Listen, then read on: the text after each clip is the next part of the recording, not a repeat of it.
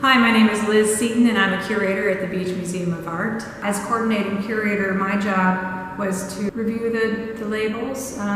Pete included some really great anecdotes about each of his photographs and what was happening in them and what he was trying to accomplish with them. And I've also been involved with helping to confer about the way we install the works.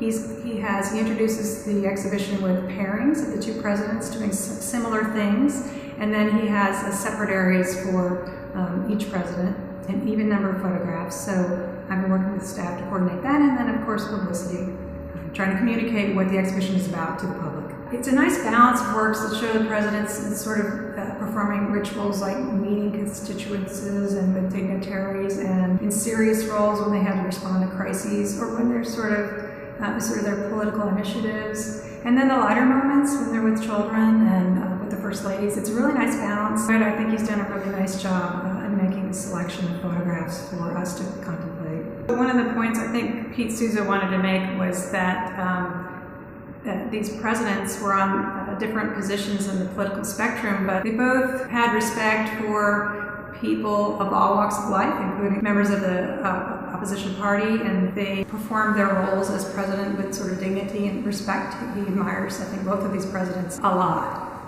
One of my favorite pairings are these two images of the presidents and First Lady here, and then family and staff in what they call a family theater.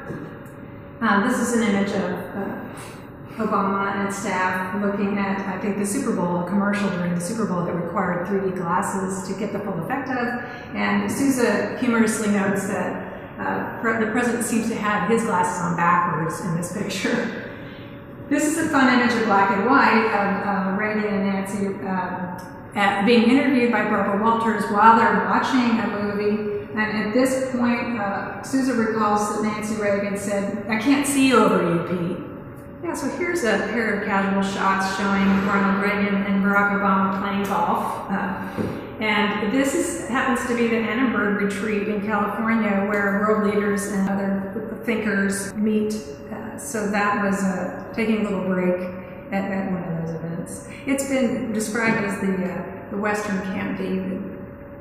This is a really important photograph selected by Pete Souza because it's an image of Ronald Reagan and Mikhail Gorbachev meeting in Iceland, discussing the idea of reducing the number of nuclear arms, bringing down the tensions of the arms race. And I remember as a high school student and a college student, and still, how kind of frightening it was, this idea that we could be obliterated by a nuclear weapon, maybe even accidentally released. And so this was significant, and I think a relief to all of the world. And it was a great accomplishment of these two men to reduce the missiles and reduce the tensions of that period. This is an example of one of those really serious moments in a presidency. This is Barack Obama and his cabinet gathered in the Situation Room to view the actions taken in search of Osama bin Laden, the effort to either capture or kill him. And you can just see the seriousness on their faces. It was a tense moment.